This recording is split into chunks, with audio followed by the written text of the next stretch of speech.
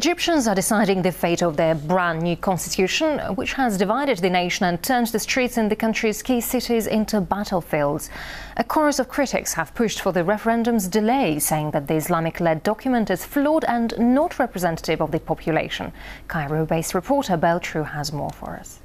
After 3 weeks of political turmoil that's seen mass rallies against the president and also bloody scenes on the streets of Egypt's major cities, overnight the military apparently beefed up security at the polling stations, ready for people to come and vote. They, of course, have been called in by the president to secure the nation during this time of political unrest and the referendum. We expect hundreds of thousands of police officers and soldiers in the streets today, ensuring that the scenes are calm.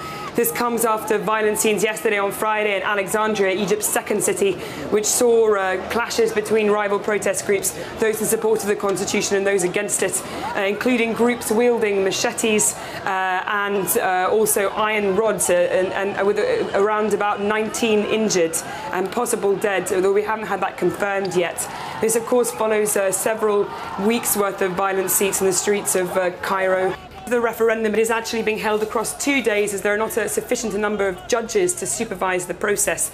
This, the opposition forces say, is a major problem and could open up the referendum to vote rigging. In addition, civil society groups here are questioning how that is possible for them to observe the elections for electoral fraud, since the head of the Constituent Assembly who drafted the constitution is also the head of the National Human Rights Council, who will be overseeing the observation of the polling stations.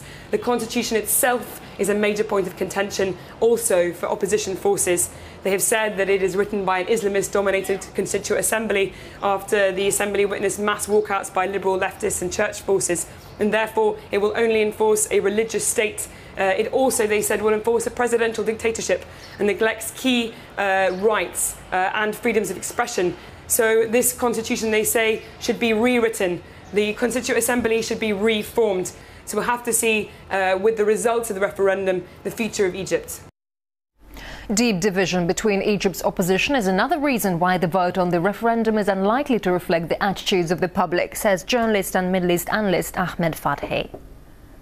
Morsi is not showing any signs of flexibility. He's not showing any signs of building consensus. He is shown to be a very stubborn person, regardless of the outcome of the referendum.